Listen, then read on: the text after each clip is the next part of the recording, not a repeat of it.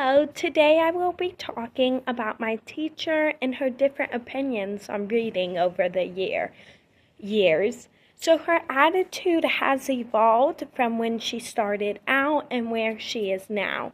In the beginning, she did not realize how important differentiation is.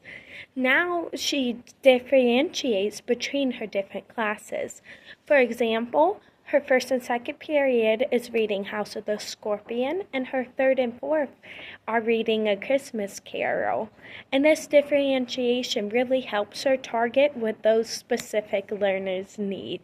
She also learned more about how she could get some interactive projects and things in there for her students. For example, a Socratic seminar, task cards, and maybe potentially readers theater. She also does not have a teacher manual at her school, but if she did have it, she would talk to the principal and see how strictly she has to follow it, and she probably would deviate based on what students need. In addition, our teacher sometimes uses workbooks, for example, little sheets and stuff like that. But mainly we use online programs like Common Lit, which gives different articles at Lexile levels, and they read it and then answer the questions. She also has daily grammar practice and all of that. The teacher is really good at addressing diverse learners in the classroom. For example, we would always walk around, and if a student needs more help, we would pull them aside and help them.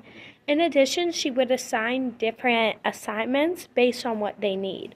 So some students might need more practice with vocabulary, so she would give them a heavily dense vocabulary article, versus another student that might get an article at their reading level and then have to write an essay about it because they need more help with writing.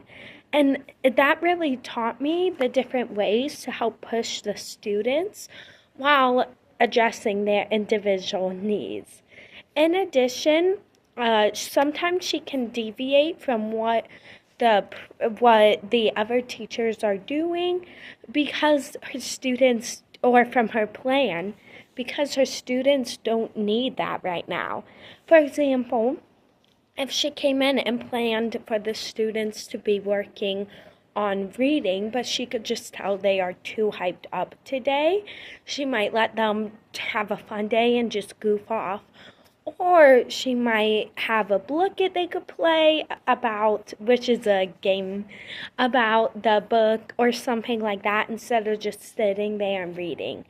Additionally, something that I really love is she lets the students move around the classroom. Some students focus better out in the hall. Of course, we monitor them. Some students, there's one little boy that just needs to pace around the room the whole time. And letting the students sit on the ground, sit, with their arms in the air and playing around really does help them focus and kind of have more of that freedom when reading. And the reason she makes these modifications is really to address the diverse learners in her classroom.